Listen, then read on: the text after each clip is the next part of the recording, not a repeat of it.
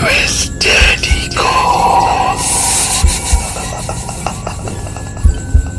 নমস্কার বন্ধুরা, টুইস্টেড ইকোজের অদ্ভুত রোমাঞ্চকর ঘটনা বলার এই আসরে তোমাদের সকলকে আরও একবার স্বাগত জানাই। বন্ধুরা, আজ তোমাদের সাথে যে ঘটনাটি শেয়ার করব সেই সাংঘাতিক ভয়াবহ ঘটনাটি যার সাথে ঘটেছিল সেই ব্যক্তি সমাজের সম্মানিত স্থানে সুপ্রতিষ্ঠিত একজন ব্যক্তি। পুরো ঘটনাটি তার খুব পরিচিত একজনের কাছ থেকে আমরা সংগ্রহ করেছি, সেই কারণে তার নাম, জায়গার নাম এখানে আমি সব কিছুই গোপন রাখবো। সেক্ষেত্রে ঘটনাটি বলার সুবিধার্থে আমি সকলের কাল্পনিক নামই ব্যবহার করব। তবে একথা বলতে পারি যে ঘটনা যত ক্লাইম্যাক্সের দিকে এগোবে ততই ঘটনাটি ভয়াবহ রূপ ধারণ করবে। তাহলে শুরু করি বন্ধুরা। যার সাথে ঘটনাটি ঘটেছিল ধরে নিলাম সেই ব্যক্তির নাম অমিত। অমিত ছিল পেশা একজন কৃষি বিজ্ঞানী। কর্মসূত্রে সে কয়েক বছর বার্লিনে ছিল। বেশ কয়েক বছর পর সে বার্লিন থেকে তার কাজ শেষ করে কলকাতায় ফিরেছে। তার বাবা মা বেশ কিছুদিন হলো বাঁকুড়ায় তাদের গ্রামের বাড়িতে গত হয়েছেন। সেখানে তার দূরসম্পর্কে কিছু আত্মীয় ছাড়া তেমন কেউ আর ছিল না। অমিত বার্লিন থেকে দেশে ফিরে কলকাতার উপকণ্ঠে নিজের জন্য 2 BHK সেট আপের সুন্দর একটি ফ্ল্যাট কিনে সেখানে সেটেলড হলো। 5 তলা বিল্ডিংটির অমিত ছিল 3 তলার ডান দিকের অংশে যে ফ্ল্যাটটি ছিল সেই ফ্ল্যাটের বাসিন্দা। বাম দিকের ফ্ল্যাটটিতে স্ত্রী, একটি ছোট বাচ্চা, বয়স্কা মাকে নিয়ে কুন্তল বাবুরা বেশ কয়েক বছর ধরে আছেন। স্বভাবগতভাবে অমিত ছিল খুবই মিশুকে প্রকৃতির ছেলে। সে ওই ফ্ল্যাটে আসার প্রায় সাথে সাথে তার সাথে কুন্তল বাবুর ফ্যামিলি খুব ভাব হয়ে গেল। ওরা মাঝে মাঝেই অমিতকে নিমন্ত্রণ করে খাওয়াতো। অমিত ওদের বাচ্চাটাকে খুবই ভালোবাসত। কুন্তল বাবুর বাচ্চাটির নাম ছিল গোগল। 27 বছরের অমিতের সাথে 4 বছরের গোগলের খুব সুন্দর একটি বন্ধুত্ব সম্পর্ক গড়ে উঠেছিল। অমিত সময় পেলে গোগলের ঘরে গিয়ে ওর সাথে খেলা করত। মাঝে মাঝে অফিস থেকে ফেরার পথে বাচ্চাটির জন্য অমিত নানা রকম খেলনাও কিনে আনত। অমিতের চরিত্রের একটা দিক ছিল যে সে ছিল ভীষণভাবে নাস্তিক। ভূত ও ভগবান কোনো কিছুকেই সে বিশ্বাস করত না। এই দুটি বিষয়কে ভীষণভাবে সে অবিশ্বাস করত বলে এই নিয়ে জীবনে অনেক মানুষের সাথেই সে বিভিন্ন সময় সরাসরি ঝগড়ায় জড়িয়েছে বারে বার। এদিকে একদিন একটি ঘটনা ঘটল। অমিতের পাশের ফ্ল্যাটের তার খুদে বন্ধু গোগল একদিন তার মায়ের সাথে রোজকার মতো বিকেলে পার্কে বেড়াতে গিয়েছিল।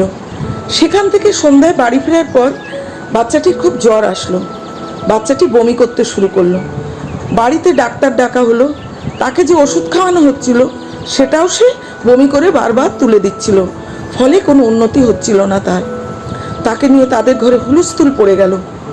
ওপরে 4 তলায় থাকলেন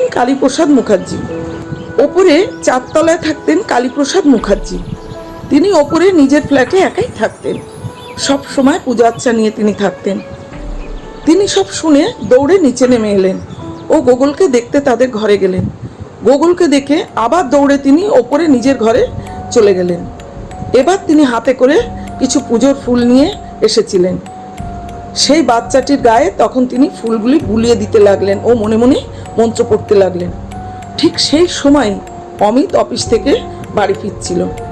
গোগলদের ঘরের সামনে থেকে ফেরার সময় ঘরে সকলের অস্থিরতা দেখে সে ওদের ঘরে ঢুকে দেখলো গোগল খুব অসুস্থ, এমনকি তার উঠে বসারও শক্তি নেই। একজন ব্যক্তি তার গায়ে ফুল বুলিয়ে মন্ত্র পড়ছেন এবং বারে বারে ফু দিচ্ছে। সেটা দেখেই অমিত বলল, এটা কি হচ্ছে বলে সে চিৎকার করে উঠল। সেদিকে কোনো কর্ণপাত না করে কালীপ্রসাদ বাবু বললেন, 10 মিনিটের মধ্যেই ও জ্বর নামতে শুরু করবে, বমিও আর করবে না। গোগলের মায়ের উদ্দেশ্যে বললেন, বৌমা, এই ফুলটি ওর মাথার তলায় রেখে দিও, ওর আর কিছু হবে না, চিন্তা করো না, ও সুস্থ হয়ে উঠবে এখুনি। অমিত যেন ফুঁসে উঠল, কিছু হবে না মানে? যত সব বুজরুকি! একটা ছোট্ট বাচ্চাকে নিয়ে কি ছেলে খেলা চলছে নাকি এখানে? কে বুজরুক লোকটা বলে গোগলের বাবাকে অমিত জিজ্ঞাসা করলো। কুন্তলদা, এই লোকটিকে এক্ষুনি ঘর থেকে বের করে দাও, আর গোগলকে নিয়ে তুমি নিচে নেমে এসো, আমার গাড়িতে বসবে, চলো। ওকে এক্ষুনি হসপিটালে নিয়ে যেতে হবে। কালীপ্রসাদ বাবু সেসব কথার কোনো উত্তর না দিয়ে গোকুলের মাকে বললেন, কোনো চিন্তা করো না বৌমা, ও এক্ষুনি সুস্থ হয়ে যাবে। দৃঢ়তার সাথে কথাটা বলে অমিতের দিকে একটি অগ্নিবর্ষণ দৃষ্টি নিক্ষেপ করে তিনি ওপরে নিজের ঘরে চলে গেলেন। তখন গোকুলের বাবা কুন্তল বাবু অমিতকে বললেন, উনি ওপরে 4 তলায় থাকেন, উনার নাম কালীপ্রসাদ মুখার্জি, গোকুলকে উনি খুব স্নেহ করেন। এইসব কথা বলতে বলতেই সকলকে অবাক করে দিয়ে গোকুল কথা বলে উঠল। সে বলল, মা কিছু খেতে দাও, খিদে পেয়েছে আমার। অমিতকে বলল, কাকু তুমি বসো, এখন কিন্তু ঘরে যাবে না, আমরা কিন্তু এখন খেলবো। ওরা তখন থার্মোমিটার দিয়ে দেখলো যে সত্যি গোকুলের জ্বর আর নেই। অমিত ব্যাপারটাকে গুরুত্ব না দিয়ে বলল, সন্ধেবেলায় ডাক্তার এসে যে ওষুধ দিয়ে গেছে, তোমরা গোকুলকে সে ওষুধটা ঠিকঠাক খাইও। আর গোকুলকে বললেন, তুমি এখন রেস্ট করো সোনা, তুমি অসুস্থ। গোকুল বলল, না আমি ভালো হয়ে গেছি, তুমি বসো, খেলবো আমরা। তখন অমিত বলল, আমরা কাল খেলবো, তুমি এখন রেস্ট করো, বলে অমিত নিজের ঘরে চলে গেল। এর পরের দিন সকাল হতেই অমিত কুন্তলবাবুর ঘরে গিয়ে গোকুলের খবর নিতে গিয়ে দেখলো গোকুল পুরো সুস্থ ও সে ঘুমাচ্ছে। এরপর অমিত অফিস বেরোনোর জন্য নিচে নামতে লাগলো। নিচের গ্যারেজ থেকে গাড়ি বের করতে গিয়ে সে দেখলো যে সেখানে কেয়ারটেকার বাবলু ওপরের ওই কালীপ্রসাদ বাবুকে অনুনয় বিনয় করছে, আর এই কথা বলছে যে যেন তিনি একটিবার তার ঘরে গিয়ে তার মেয়েটাকে দেখে আসেন, কারণ তার মেয়েটি খুব অসুস্থ, একবার যেন তিনি তার ঘরে যান দয়া করে। উত্তরে কালীপ্রসাদ মুখার্জি বাবলুকে বললেন যে তুমি ঘরে যাও, আমি ওপরে গিয়ে একটু স্নান সেরে আসছি। সেই মুহূর্তে অমিত বলে উঠল, কেন উনি ডাক্তার নাকি? শরীর খারাপ হলে তোমরা ডাক্তারের কাছে কেন নিয়ে যাও না বলো তো? বাবলু অমিতকে বলল, এর আগে উনি আমার মেয়েটাকে অনেকবার সুস্থ করে তুলেছেন। শুনে অমিত যেন ঝাঁঝিয়ে উঠল। সে বলল, ওইসব ফুল পড়া, মন্ত্র তন্ত্র, জল পড়া, এইসবে যদি সত্যিই অসুখ সারত তাহলে ডাক্তারদের আর কোনো তো প্রয়োজনই থাকতো না, তাই না?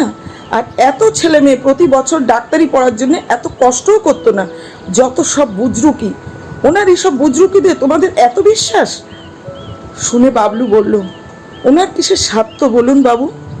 এর বিনিময়ে উনি তো কিছুই চান না, কারোর কাছ থেকে কিছু নেন না উনি, উল্টে উনি শুধু সকলকে দিয়েই যান। এমন সময় কালীপ্রসাদ বাবু ভিজে বস্ত্রে স্নান করে হন্তদন্ত হয়ে নেমে এসে অমিতের সেসব কথাকে শুনেও উপেক্ষা করে বাবলুকে বললেন, চলো তোমার ঘরে গিয়ে দেখে আসি, মেয়েটাকে বড় কষ্ট পাচ্ছে, বলে তিনি বাড়ির পেছন দিকটায় বাবলুদের ঘরে চলে গেলেন। তারপরে অমিত নিজের গাড়ি বের করে অফিসের দিকে বেরিয়ে গেল। সেদিন যখন অমিত সন্ধ্যায় অফিস থেকে বাড়ি ফিরছিল, সেই সময় তাদের ফ্ল্যাটে ঢোকার মুখে ওষুধের দোকানে গাড়িটাকে দাঁড় করিয়ে সে গাড়ি থেকে নামলো ও ওষুধের দোকানে গেল হাত ধোয়ার অ্যান্টিসেপটিক লিকুইড সাবান কেনার জন্যে। আর সেই সময় সে দেখলো কেয়ারটেকার বাবলুর মেয়ে পাশেই মুদির দোকান থেকে কিছু যেন কিনছে। দেখে সে অবাক হয়ে গেল, কারণ অফিসে বেরোনোর সময় সে খুব অসুস্থ ছিল বলে বাবলু ওপরের ওই ভদ্রলোক কালীপ্রসাদ মুখার্জিকে বলছিল কালীপ্রসাদ বাবু যেন একবার বাবলুর ঘরে যান এবং তার মেয়েটাকে দেখে আসেন। কালীপ্রসাদ বাবু স্নান সেরে ভিজে কাপড়ে বাবলুর সাথে ওদের ঘরেও গিয়েছিলেন। দেখে অমিত গজগজ করতে করতে সেদিন গাড়ি নিয়ে অফিসে চলে গিয়েছিল। সে কথা অমিতের মনে পড়ল। বাবলুর মেয়েটির বয়স বছর 12 হবে। অমিত তার কাছে গিয়ে জিজ্ঞেস করলো, কি করছো তুমি এখানে? মেয়েটি বলল যে সে মুদির দোকানে চিনি কিনতে এসেছে। অমিত তাকে বলল, তুমি কেন এসেছো অসুস্থ শরীরে? তোমার ঘরে আর কেউ নেই? মেয়েটি বলল, আমি ভালো হয়ে গেছি গো কাকু, দাদু আমায় ভালো করে দিয়েছেন। শুনে অমিত গাড়িটা শটাং স্টার্ট দিয়ে কম্পাউন্ডের ভেতরে ঢুকে গেল ও গাড়িটাকে গ্যারেজে রেখে সে ওপরে উঠে গেল। প্রথমে অমিত নিজের ঘরে যাওয়ার আগে কুন্তলবাবুর ছেলে বাবলুর খবর নেওয়ার জন্যে তাদের ঘরের কলিং বেল বাজালো, কারণ গতকাল বাচ্চাটা খুব অসুস্থ ছিল, সেটা সে জানে। ও এক্ষেত্রেও ওই কালীপ্রসাদ বাবুই তাকে সুস্থ করেছিলেন সেটা সে দেখেছিল, কিন্তু দেখলেও মনে মনে কিছুতেই অবৈজ্ঞানিক ব্যাপার স্যাপার সে মেনে নিতে পারছিল না। কলিং বেলের আওয়াজে কুন্তলবাবুর মা দরজা খুলে দিয়ে বললেন, এসো বাবা। অমিত হন্তদন্ত হয়ে ঘরে ঢুকে কুন্তলবাবুর কাছে জানতে চাইল, গোকুল কেমন আছে কুন্তলদা? উনি জানালেন, হি ইজ ফাইন। গোকুল ওর মার কাছে পড়াশুনো করছিল। সে অমিতকে দেখেই বলে উঠল, বসো আমরা খেলবো বলে সে লাফিয়ে উঠল।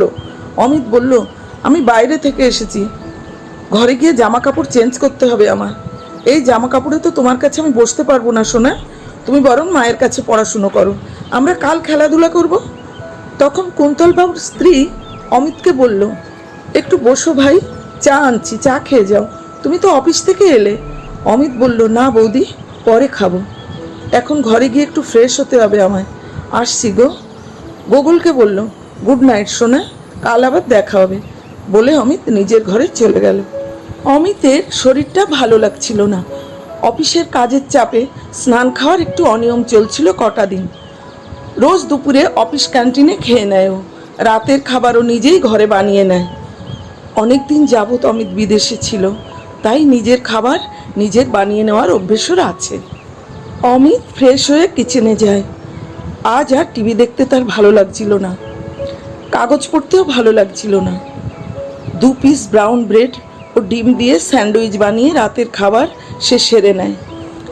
এরপর সে ঘরে নাইট ল্যাম্প জ্বেলে শুয়ে পড়ে। সারাদিন কাজের চাপে খুব ক্লান্ত ছিল সে, ফলে ঘুমিয়েও পড়ল। রাত তখন অনেক, গভীর ঘুমের মধ্যেই জোরে জোরে আওয়াজে অমিতের ঘুম ভেঙে যায়। বালিশের পাশেই তার ফোনটা রাখা ছিল, ফোনে দেখে রাত তখন 2:20। সে অবাক হয়ে যায়, ভাবে এত রাতে কে এত আওয়াজ করছে আর কি বা করছে। সে খুব ভালো করে বুঝতে পারলো যে আওয়াজটা আসছে ওপরের ওই ঘর থেকে। দুম দুম করে এত জোরে জোরে আওয়াজ হচ্ছে যে মনে হতে লাগলো যেন ওপরটা ভেঙে পড়বে এক্ষুনি তার মাথার উপর। অমিত আর শুয়ে থাকতে পারলো না, সে উঠে বসলো। অমিত ভাবলো কুন্তল দাদের একবার ডাকবে কিনা, তারপর অবাক হয়ে ভাবলো এত আওয়াজে ওরা ঘুমোচ্ছে কি করে। সে ভাবলো না, এত রাতে ওদের আর ডাকা উচিত হবে না, ওঠার হলে তো ওরা নিজেরাই উঠে পড়তো। আওয়াজ আরও জোরে জোরে হচ্ছিল, মনে হচ্ছিল যেন মাথার উপর পুরো বাড়িটাই ভেঙে পড়বে। সে ভাবলো এই ফ্ল্যাটে মাস তিনেক হলো তো এসেছে, এর আগে তো কখনো এরম হয়নি। সে উঠে বাইরের আলোটা জ্বালিয়ে দিল, ওপরের সিঁড়ির আলোগুলো সব জ্বেলে দিল। অমিতের খুব অস্থির লাগছিল, কি ব্যাপার সেটা সে দেখার জন্য সিঁড়ি দিয়ে দৌড়ে দৌড়ে উপরে উঠতে লাগলো। সে বুঝতে পারলো সিঁড়ির ডান দিকের যে ফ্ল্যাটটা আছে সেখান থেকে আওয়াজটা আসছিল। হিসেব মতো এই ফ্ল্যাটটা অমিতের ফ্ল্যাটের ঠিক ওপরেই। এর আগে সে কখনো ওপরে এখানে আসেনি। মনে হলো ঘরের মধ্যে আলো জ্বলছে, কারণ দরজা নিচে থেকে সে আলোর রশ্মি আসছিল। অমিত জোরে জোরে দরজা নক করতে লাগলো। কিছুক্ষণ পরেই কালীপ্রসাদ মুখার্জি দরজা খুললেন। চোখ দুটো লাল জবা ফুলের মতো, পরনে লাল বস্ত্র, খালি গা। ঘরের মধ্য থেকে ধূপধুনোর গন্ধ আসছিল। ভদ্রলোককে যেন একদম অন্যরকম লাগছিল। কালীপ্রসাদ বাবু গুরু গম্ভীর গলায় অমিতকে জিজ্ঞাসা করলেন, কি ব্যাপার এত রাতে? অমিত বলল, আপনি এত রাতে কি করছেন? তিনি বললেন, তিনি পুজো করছেন। অমিত বলল, আবার বুজরুকি? রাত জেগে আপনার এই বুজরুকি কাজকর্মের জন্য তো সারা বাড়ির মানুষ টিকতেই পারছে না। কালীপ্রসাদ বাবু বললেন, তোমায় কি তারা বলেছে, না এটা তোমার নিজের মতামত? তারা কি তোমায় পাঠিয়েছে আমার কাছে? অমিত বলল, থামুন আপনি, আপনি নিজেকে কি ভাবেন? আপনি নিজেকে কি সর্বজ্ঞ ভাবেন, সর্বশক্তিমান ভাবেন? সবার সব অসুখ আপনি সারিয়ে দিচ্ছেন। আপনার হাতে কি বিশ্বের সব ক্ষমতা আছে? সত্যি যদি আপনার হাতে কোনো ক্ষমতা থেকেই থাকে, আপনি আমাকে একবার দেখান তো যে কত ক্ষমতা আপনার আছে, দেখে নিচ্ছি আমি। এরপরে অমিত মুখে যা আসলো তাই বলে কালীপ্রসাদ বাবুকে অপমান করতে লাগলো। তিনি সেসব কথার কোনো উত্তর না দিয়ে ধমকের সুরে অমিতকে বললেন, যাও, নিজের ঘরে যাও। তুমি কিন্তু এবারে আমার ধৈর্যচ্যুতি ঘটালে, আর এর জন্য কিন্তু তুমি একাই দায়ী থাকবে, মনে থাকে যেন। এরপর ঘরে এসে অমিতের তেমন আর ঘুম আসলো না, কিন্তু সেই ভয়ানক আওয়াজ ততক্ষণে থেমে গিয়েছিল। সে ভাবলো সকাল হলে এ ব্যাপারে ফ্ল্যাটের অন্যদের বলতে হবে, বিশেষ করে কুন্তলদাকে তো বলতেই হবে। ভোর রাতের দিকে অমিত একটু ঘুমিয়ে পড়েছিল, আর ঘুমের মধ্যে সে স্বপ্ন দেখলো যে সে খাটে শুয়ে আছে, আর তার খাটের চারিদিকে অমিতকে কেন্দ্র করে অনেকগুলো কালো কালো দাঁড় কাক উড়ে উড়ে ঘরময় ঘুরে বেড়াচ্ছে। আর ভীষণ বিশ্রীভাবে সব কাকগুলো একসাথে কর্কশ স্বরে কা কা করে ডাকছে। তাদের সে চিৎকারে অমিতের কান ঝালাপালা হয়ে যেতে লাগলো। কিন্তু তাদের মধ্যে একটি কাক অমিতের পায়ের কাছে বসে ঘাড় কাত করে তার দিকে দেখছিল, আর সেই কাকটি কিন্তু ডাকছিল না। অমিতের ঘুম ভেঙে গেল। সকালে ঘুম থেকে ওঠার পরই অফিস থেকে অমিতের কাছে একটি ফোন আসলো যে তাকে কিছুদিনের জন্য উড়িষ্যার একটি গ্রামে যেতে হবে অফিসের কাজে। সে ঠিক করলো আগে কাল রাতের ব্যাপারে কুন্তল বাবুকে সব কিছু বলতে হবে, তারপর যা করার সে করবে।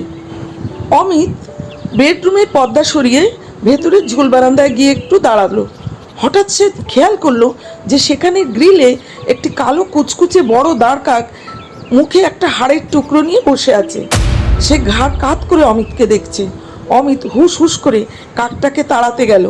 সে তখনই হাড়ের টুকরোটা তার বারান্দার মধ্যে ফেলে রেখে দিয়ে উড়ে চলে গেল। এরপর অমিত কুন্তল বাবুদের ঘরে গেল রাতের সমস্ত ঘটনা তাদের বলার জন্যে। তারা সব ঘটনা শুনে বলল এ ব্যাপারে তারা কিছুই জানে না, এমন কোনো আওয়াজই তারা রাতে কিন্তু কেউ পায়নি। তখন অমিত তাদের বলল যে রাতে সে নিজে ওপরে গিয়ে ওপরের ওই ভদ্রলোককে মানে কালীপ্রসাদ মুখার্জিকে অস্বাভাবিকভাবে ঘর থেকে বেরিয়ে আসতে দেখেছে। তিনি অত রাতে ঘরে কিসব পূজা আর্চা করছিলেন।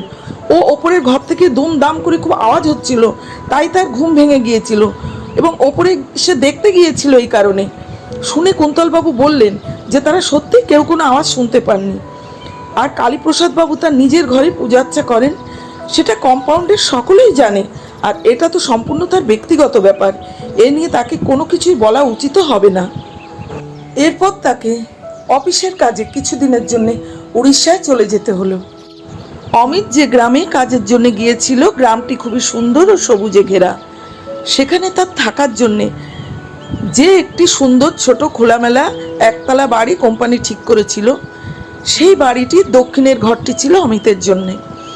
তার পাশের ঘরটিতে অমিতকে দেখাশোনা করার জন্য, তাকে রান্নাবান্না করে দেওয়ার জন্যে যে ছেলেটি থাকতো তার নাম ছিল লোচন। বছর 32-এর এই চটপটে ছেলেটিকে অমিতের খুব পছন্দ হলো। অমিত সারাদিন কাজকর্ম করার পর খাওয়া দাওয়া সেরে সেদিন রাতে ঘুমিয়ে পড়ল। আর ঘুমিয়ে ঘুমিয়ে সে আবার দেখলো সে ভয়ঙ্কর দুঃস্বপ্ন, যে তাকে কেন্দ্র করে অনেকগুলি কালো কালো দাঁড় কাক ঘরময় উড়ে বেড়াচ্ছে ও তারা বিশ্রীভাবে কাকা করে ডাকছে। সেই ডাকে অমিতের কান ঝালাপালা হয়ে যেতে লাগলো। তার মধ্যেই অমিত দেখতে পেল একটি কালো মতো বড় দাঁড় কাক তার পায়ের কাছে বসে আছে এবং সে একইভাবে সে ঘাড় কাত করে অমিতের দিকে তাকিয়ে আছে। সে কিন্তু ডাকছে না। চকিতে অমিতের ঘুম ভেঙে গেল। তার মনে পড়লো যে গত রাতে কলকাতার বাড়িতেও থাকাকালীন সে ভোরবেলায় একই দুঃস্বপ্ন দেখেছিল। অমিতের খুব অস্বস্তি হতে লাগলো। ঘুম থেকে উঠে সে খোলা জালনার কাছে গিয়ে দাঁড়ালো। জ্যোৎস্না রাতে সে স্পষ্ট দেখলো জালনার বাইরে ইউক্যালিপটাস গাছ, ও সেই গাছের ওপর বসে আছে অনেকগুলি দাঁড় কাক, তারাও কাকা করে ডাকছে। অমিত ভাবলো রাতের বেলায় দাঁড় কাক, কোথা থেকে এলো এত কাক এই রাতে? অমিত চিৎকার করে লোচনকে ডাকতে লাগলো। লোচন অমিতের ডাকে দৌড়ে এলো, এসে জালনার কাছে গিয়ে বলল, কি হয়েছে বাবু, কি লাগবে আপনার? অমিত বলল, না ওই দেখো ওই ইউক্যালিপটাস গাছটার উপর অত দাঁড় কাক এত রাতে কাকা করে ডাকছে, ওরা কোথা থেকে এলো? রাতে এখানে দাঁড় কাক দেখা যায় নাকি? লোচন অবাক হয়ে এসে গাছটার দিকে তাকিয়ে থাকলো। তাকিয়ে বলল, কই বাবু, গাছে তো কোনো দাঁড় কাক নেই, কোনো কাকই নেই গাছে। অমিত অবাক হয়ে গেল, এটা কি করে সম্ভব? সে তো এক্ষুনি দেখতে পাচ্ছিল যে অনেকগুলি দাঁড় কাক সে ইউক্যালিপটাস গাছের ওপর বসে কাকা করে ডাকছে, কিন্তু তাদের লোচন কেন দেখতে পেল না? কোথায় গেল এতগুলি কাক? লোচনের কথা শুনে অমিত চুপ করে গিয়েছিল। সকালে অমিতের যখন ঘুম ভেঙে যায়, লোচন সকালেই অমিতকে বেডটি দিয়ে বলল, বাবু আপনি খান, আমি একটু বাজার করে আনি। অমিত বলল, যাও। তখন সে বলল, আমি বাজার থেকে এসেই জল খাবার করে দিচ্ছি, বলে সে ব্যাগ হাতে করে নিয়ে বেরিয়ে গেল। অমিতের ভালো লাগছিল না, আর তার বেডটি খাওয়ার অভ্যেসও নেই। সে চায়ের কাপটি হাতে নিয়ে বারান্দায় বেরিয়ে এলো। সে ভাবলো বারান্দায় দাঁড়িয়ে সে প্রকৃতির শোভা দেখতে দেখতে চাটা খাবে। আর বারান্দায় বেরিয়ে সে চমকে উঠল। সে দেখলো বারান্দার গ্রিলে একটি বড় কালো কুচকুচে দাঁড় কাক বসে ঘাড় কাত করে তার দিকে তাকিয়ে বসে আছে, আর তার মুখে একটি বড় হাড়ের টুকরো। অমিত খুব মন দিয়ে কাকটিকে পর্যবেক্ষণ করতে লাগলো। সে ভাবলো তার ভয় পেলে চলবে না, ব্যাপারটি তাকে খতিয়ে দেখতে হবে। সে দেখলো কাকটির ডান পায়ের গোছায় একটি গোল বেড়ির মতো সাদা দাগ জলজল করছে। কালো পায়ের উপর সাদা দাগটি যেন স্পষ্ট হয়ে দেখা যাচ্ছে। অমিত সেদিনও হাততালি দিয়ে কাকটিকে তাড়িয়ে দিল, আর কাকটি অমিতের ঘরের সামনে থেকে চলে যাওয়ার সময় তার ঘরের সামনে হাড়ের টুকরোটি ফেলে রেখে উড়ে চলে গেল। অমিত ভাবল যে সব হচ্ছেটা কি তার সাথে। এই কাক বিষয়টি সম্পর্কে তো তার মনে কোনোদিন কোনো বিরূপতা ছিল না, কোনো শত্রুতাও ছিল না এই কাক প্রজাতিটার সাথে কোনোদিন তার। তাহলে কেন পিছু ছাড়ছে না এরা তার? ঘুমোলে কাক, জেগে থাকলেও কাক, এ তো মহা ঝামেলায় পড়ে গেল অমিত। এটাই সে দাঁড়িয়ে দাঁড়িয়ে ভাবতে লাগলো তখন। আর এটাও ভাবতে লাগলো কি করা যায়, কি করবে এবার সে। অফিস থেকে ফিরে আসার পর সেদিন অমিত লোচনকে ডেকে পাঠালো, আর তাকে ডেকে বলল সেদিন যেন লোচন তার ঘরে তার খাটের পাশে নিজের খাটিয়াটি পেতে ঘুমোয়। লোচনের এতে কোনো অসুবিধা হবে না তো? লোচন একটু অবাক হয়ে অমিতের দিকে কিছুক্ষণ তাকিয়ে থাকলো। তারপর অমিতকে বলল লোচন, ঠিক আছে বাবু, তাই হবে। এরপর রাতের খাওয়া সেরে নিয়ে অমিত শুয়ে পড়ল। অমিত লোচনের কাছে এরপর জানতে চাইল রাতে যদি সে ঘরে আলো জেলে ঘুমায় তাহলে তাতে কি লোচনের কোনো অসুবিধা হবে? লোচন তাকে বলল, না বাবু, সারাদিন অনেক খাটাখাটনি করি তো, তাই বালিশে মাথা দিলেই আমি ঘুমিয়ে পড়ি। অমিত বলল ঠিক আছে বলে সে ঘরের আলোটি জেলে রেখে নিশ্চিন্তে ঘুমিয়ে পড়ল। সে ঠিক করলো কিছুতেই সেদিন সে আর জানলা খুলবে না, ইউক্যালিপটাস গাছের দিকে দেখবেও না, কারণ রোজই সে ঘুমিয়ে দেখে অনেকগুলো কাক তাকে ঘিরে ঘরময় উঠছে আর বিচ্ছিরিভাবে কাকা শব্দে ডাকছে। আর সেই কর্কশ শব্দে রোজ অর্ধেক রাতে অমিতের ঘুম ভেঙে যায় এবং সে কৌতূহলের বশবর্তী হয়ে জানলা খুলে সে রোজ দেখে যে ইউক্যালিপটাস গাছের ওপর অনেকগুলি কাক রাতে জেগে জমদূতের মতো তার দিকে তাকিয়ে বসে আছে আর কাকা স্বরে ডাকছে। অমিতের মনে এই ধারণা বদ্ধমূল হলো যেন ওই কাকগুলোই এতক্ষণ ঘুমের মধ্যে তার ঘরে তাকে কেন্দ্র করে ঘুরছিল আর কাকা করে ডাকছিল। অমিত সেদিন ইউক্যালিপটাস গাছের দিকের সেই জানলাটি ভেতর থেকে শক্ত করে বন্ধ করে দিল, তারপর ঘুমিয়ে পড়ল। সেদিন রাতে অমিত নিশ্চিন্তেই ঘুমিয়ে পড়েছিল, কারণ ইউক্যালিপটাস গাছের দিকে জানলাটি সে নিজে হাতে বন্ধ করে দিয়েছিল। কোনোভাবেই আর কোনো কাক তাকে আর দেখতে হবে না, সেটাই তার বিশ্বাস ছিল। ঘরের মধ্যে একটা আলো সে জ্বালিয়ে রেখে দিয়েছিল, কিন্তু সেদিনও তার পরিত্রাণ ছিল না। ঘুমের মাঝেই বাম দিকের মাথায় তীব্র যন্ত্রণায় তার ঘুম ভেঙে গেল। সে ডান দিক ফিরে শুয়েছিল, আর আধো ঘুমে মাথার যন্ত্রণার জায়গাটায় সে হাত দিয়ে দেখলো ভিজে ভিজে। সে চোখ খুলে দেখলো যে বড় একটি দাঁড় কাক তার মাথার বাম দিকটা বসে তার মাথায় ছুঁচলো ঠোঁট দিয়ে ঠোকরাচ্ছে। ঘরে আলো জ্বালা ছিল, তাই সে পরিষ্কারভাবে খুব কাছ থেকে কাকটাকে দেখতে পেল। সে স্পষ্টভাবে দেখলো যে কাকটি ডান পায়ে একটি বেড়ের মতো সাদা দাগ, মানে পায়ের গোছার দিকে কাকটির একটা সাদা বেড়ের মতো দাগ জল করছে। অমিত ভয়ে যন্ত্রণায় চিৎকার করে উঠে বসলো। তার চিৎকারে লোচনেরও ঘুম ভেঙে গেল, সে ধরপড়িয়ে উঠে পড়ল। আর তখনই তাদের সামনে থেকে সেকেন্ডের মধ্যেই কাকটা উড়ে মাথার দিকে জানলা দিয়ে বেরিয়ে চলে গেল। লোচন দেখলো যে অমিতের মাথার বাম দিক থেকে রক্ত গড়িয়ে গড়িয়ে পড়ছে। সে লাফিয়ে উঠল, গিয়ে অমিতের ক্ষতস্থানটা চেপে ধরলো ও সেই মুহূর্তে তার নিজের একটি কাঁচা গামছা দিয়ে ক্ষতস্থানটি খুব শক্ত করে বেঁধে দিল। সে অমিতের কাছে জানতে চাইল কি করে এমন হলো বাবু। কথা শুনে অমিত বুঝতে পারলো যে সে ঘাতক কাকটিকে লোচন এবারও দেখতে পায়নি। অমিত বুঝতে পারলো না যে কি করে এটা সম্ভব, কারণ তাদের দুজনের সামনে থেকেই কাকটি উড়ে গেল। কাকটি কয়েক সেকেন্ড ছিল সেখানে, হিসেব মতো তো লোচনের সে কাকটিকে দেখারই কথা। যাই হোক, সকাল হতেই কোম্পানির ডাক্তার এসে অমিতের ক্ষতস্থান পরিষ্কার করে দিয়ে ওষুধ দিয়ে ব্যান্ডেজ বেঁধে দিল এবং বলল পরপর কদিন ধরে এই ক্ষত তার পরিষ্কার করাতে হবে। এই ক্ষতস্থান পরিষ্কার করার জন্য ডাক্তার লোকও পাঠাবে, মানে তিনি তার কম্পাউন্ডারকে পাঠিয়ে দেবেন। আর সব কিছু খাওয়ার সাথে সাথে এই ক্ষতস্থান সারানোর জন্যে অমিতকে ওষুধও খেতে হবে। সেদিন অমিত আর অফিসের কাজে বের হলো না। বেলার দিকে একটু জ্বরও এসেছিল তার। লোচন তাকে পাতলা মাছের ঝোল আর ভাত করে দিয়ে বলল, বাবু পেট ভরে এটুকু আগে খেয়ে নিন, তারপর ডাক্তারবাবুর দেওয়া ওষুধগুলো খেয়ে একটু ঘুমান। এখানে আসার পর থেকে একদিনও রাতে আপনি ঘুমোচ্ছেন না, আপনার রেস্টের খুব দরকার। অমিত খাওয়া দাওয়া করে লোচনের কথা মতো ওষুধগুলো খেয়ে নিল। তারপর রেস্ট করার জন্য একটু শুতেই সে সঙ্গে সঙ্গে ঘুমিয়ে পড়ল। লোচন তার মাথার কাছেই বসেছিল। বিকেলে অমিতের ঘুম ভাঙতেই লোচন দৌড়ে চা করতে চলে গেল। অমিতের মনে হলো যেন সে আপনজন পরিবেষ্টিত হয়ে আছে। লোচন চলে যেতেই অমিত তার ল্যাপটপটা নিয়ে বসলো। এর মধ্যেই লোচন চা আর ভেজ পকোড়া কিছু ভেজে নিয়ে এসে অমিতকে বলল, বাবু এগুলো একটু খান, তারপরে ওষুধ খেয়ে নিন। বলে সে ওষুধের প্যাকেটটা অমিতের দিকে এগিয়ে দিয়ে বলল, বাবু খেয়ে নিন, দেরি করবেন না। বলে সে অন্য কাজে চলে গেল। অমিত তার ল্যাপটপে কাক সম্পর্কে পাগলের মতো সার্চ করতে থাকে। পেয়েও যায় অনেক অবাক করা তথ্য। মধ্যযুগীয় ইউরোপীয় লোককথায় কাককে প্রায় মৃত্যু বা দুর্ভাগ্যের লক্ষণ হিসেবে বিবেচনা করা হতো। তাদের কালো রং এবং ময়লাওয়ালা আচরণের জন্য তাদের মৃত্যুর সাথে, পরকালের সাথে এবং খারাপ লক্ষণের সাথে যুক্ত করা হয়েছিল। কাককে কখনো কখনো ছদ্মবেশী ডাইনি বা পাতালের প্রাণী হিসেবেও বিশ্বাস করা হতো। রোমানদের কাকদের প্রতি আরও জটিল দৃষ্টিভঙ্গি ছিল। তাদের দৃষ্টিতে কাক হলো অমঙ্গলের প্রতীক। কিছু মার্কিন আদিবাসীরা কাককে ঠক ও প্রতারক চরিত্র হিসেবে বিবেচনা করত।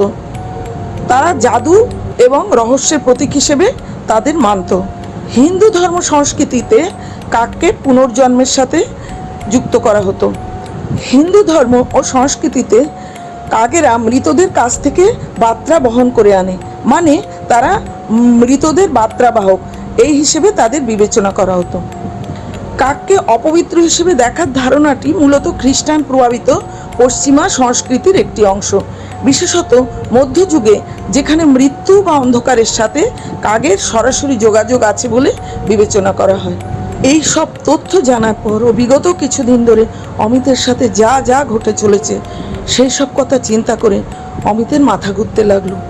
এরপর একদিন বিশ্রাম নেওয়ার পর অমিত যেদিন অফিসে যায় সেদিন তাকে একটি জমিতে সেই জমির উর্বরতা ও সেখানে ফলনের উৎপাদন শক্তি এইসব সরজমিনের পরীক্ষা করার জন্য সেখানে অমিতকে যেতে হয়, কারণ এগুলি তার কাজেরই একটি অংশ ছিল। তার সাথে দুজন ছিল যারা অমিতের আন্ডারে ওখানে তখন কর্মরত অবস্থায় ছিল। অমিতরা যে গাড়িটা করে সেখানে গিয়েছিল সেই গাড়িটা সেই কৃষি জমি থেকে সামান্য দূরে একটি বড় গাছের আড়ালে দাঁড় করানো ছিল। ও যে কর্মচারী দুজন অমিতের আন্ডারে কাজ করছিল, দুপুর নাগাদ লাঞ্চ করার জন্য তারা দুজন কিছু সময়ের জন্য অমিতের কাছ থেকে ছুটি নিয়ে ওই গাড়িতে গিয়ে বসলো, লাঞ্চ করতে লাগলো। অমিত তখন ওই ক্ষেতে নিচু হয়ে মাটি পরীক্ষা করছিল। হঠাৎ তার মনে হলো চারিদিকে যেন অন্ধকার করে আসছে। অমিত ওপরের দিকে তাকাতে দেখতে পেল হাজার হাজার কাক তাকে কেন্দ্র করে আকাশে উঠছে। তাদের কালো ডানায় যেন দুপুরে সূর্য ঢেকে গিয়েছে, অন্ধকার হয়ে আসছে চারিদিকে। সে কাকগুলি ঝাঁকে ঝাঁকে অমিতের মাথার উপর নেমে আসতে লাগলো। অমিত ভয়ে চিৎকার করে উঠলো। তার চিৎকারে কর্মচারী দুজন গাড়ি থেকে নেমে রুদ্ধশ্বাসে তার কাছে ছুটে আসলো। এসে জিজ্ঞাসা করলো, কি হয়েছে স্যার? অমিত বলল, ওপরের দিকে দেখো। অমিত ওপরে আকাশের দিকে দেখিয়ে বলল, দেখুন কত কাক আমার উপর নেমে আসছে। ওরা ওপরের দিকে তাকিয়ে খুঁজতে লাগলো। তারা বলল, কোথায় কাক? অমিত আঙুল দিয়ে দেখিয়ে বলল, ওই তো দেখুন, হাজারে হাজার কাক, ওরা নেমে আসছে আমার উপর, তাড়ান ওদের, না হলে ওরা আমাকে ঠুকরে এক্ষুনি মেরে ফেলে দেবে। ছেলে দুটি সেদিকে তাকিয়ে বলল, কিন্তু কোথায় স্যার? কিছু তো দেখতে পাচ্ছি না। অমিতের বন বন করে মাথা ঘুরতে লাগলো। তার চোখের সামনেটা অন্ধকার হয়ে আসলো। সে তখনই জ্ঞান হারালো। এরপর যে দুদিন অমিত ওখানে ছিল সেই দুদিনের লোচনের পরম যত্নের কথা অমিতের সারা জীবন মনে থাকবে। এরপর নিজের শরীর ও মনের অবস্থার জন্য অমিত কর্মস্থলে ছুটির আবেদন করে এবং এর দুদিনের মধ্যে তার ছুটি মঞ্জুর হলে সে কলকাতায় ফিরে আসলো। যেদিন সে কলকাতায় ফিরল সেদিন নিজেদের কম্পাউন্ডে ঢোকার সময় সে দেখলো গেটের মধ্যে অনেক ভিড়, প্রচুর ভিড়। মূলত সেই ভিড়টা রয়েছে কম্পাউন্ডের কমিউনিটি হলের সামনে। সে দেখলো সকলে খুব মন মরা হয়ে গম্ভীরভাবে কিছু বলাবলি করছে, অনেকে তাদের মধ্যে কাঁদছে। অমিত বুঝতে পারলো কোনো খারাপ খবর অপেক্ষা করছে।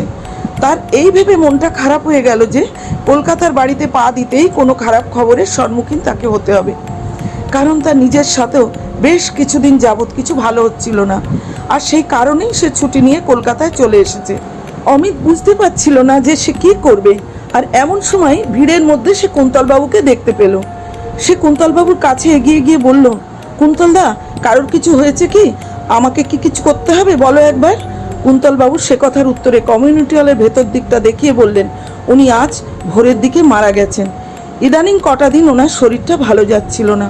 কিন্তু ঠিক কী কারণে উনি মারা গেলেন জানতে পারলাম না। অমিত ভেতরে গিয়ে দেখলো কালীপ্রসাদ বাবুর মৃতদেহ শোয়ানো আছে, আর এটা দেখার জন্য অমিত প্রস্তুত ছিল না। কুন্তলবাবু বললেন, কত মানুষকে যে উনি কত উপকার করেছেন তার হিসেব নেই, ভীষণ পরোপকারী মানুষ ছিলেন উনি। কিন্তু এবার অমিত আর একথার কোনো উত্তর দিতে পারল না। কালীপ্রসাদ মুখার্জির মৃতদেহ বের করা হলো সবাই গাড়িতে তোলার জন্যে, আর ঠিক তখনই শত শত দাঁড়কাক কোথা থেকে উড়ে এসে চারিদিকে ছেয়ে গেল। কম্পাউন্ডের ছাদে, কম্পাউন্ডের গেটের ওপর, কম্পাউন্ডের পাঁচিলের ওপর এবং যে বিভিন্ন ফ্ল্যাটগুলো ছিল সেই ফ্ল্যাটের সমস্ত গ্রিলের ওপর, সমস্ত জানলার ওপর চারিদিকে অন্ধকার করে থাকলো তারা, এবং বৃষ্টির শব্দে কা কা করে ডাকতে লাগলো। অমিতের মনে হলো কোনো কাক মারা গেলে সেই মৃত কাকটিকে ঘিরে তার স্বজাতির অন্য কাকেরা যেমন তাকে ঘিরে কাকা করে শোক জানাতে থাকে, এই ব্যাপারটি ঠিক যেন সেরকম। কিন্তু অমিত এ ব্যাপারে কাউকে কিছু বলল না, কারণ অমিত জানে যে কাকগুলোকে একমাত্র অমিত ছাড়া কেউ দেখতে পাচ্ছে না, আর এই বিষয়টি বারে বারে তার কাছে প্রমাণিত হয়েছে। কালীপ্রসাদ বাবুর মৃতদেহটি সবাই গাড়ির মধ্যে ঢোকানোর সময় মৃতদেহের পায়ের ওপর থেকে কাপড়টি হঠাৎ সরে যায়, আর অমিত অবাক হয়ে চেয়ে দেখলো তার ডান পায়ের গোছায় বেড়ের মতো সাদা দাগ জলজল করছে, ঠিক সেই কাকের পায়ের দাগের মতো। অমিতের বুকের মধ্যেটা যেন ধক করে উঠল যখন চারিদিকে কাকগুলো বিশ্রীভাবে কাকা করে ডাকছিল। আর তখনই হঠাৎ করে অমিত দেখলো সবাই গাড়ির উপর বড় কালো কুচকুচে একটা দাঁড় কাক বসে অমিতের দিকে ঘাড় কাত করে তাকিয়ে আছে। সে কিন্তু ডাকছে না, আর কাকটির ডান পায়ে বেড় দিয়ে সাদা ধবধবে একটি দাগ জল করছে। বন্ধুরা, ঘটনাটি মোটামুটি এই পর্যন্তই। কেমন লাগলো তোমাদের জানিও। আবার কখনো আসবো এমনই কোনো রোমাঞ্চকর ভৌতিক ও ভয়াবহ ঘটনার ডালি সাজিয়ে তোমাদের কাছে। আর ততক্ষণের জন্যে টাটা, শুভরাত্রি বন্ধুরা। কেমন লাগলো গল্পগুলো জানাতে ভুলবেন না। লাইক, কমেন্ট আর শেয়ার করবেন, আর ভালো লাগলে সাবস্ক্রাইব করবেন। আর যদি ভালো না লাগে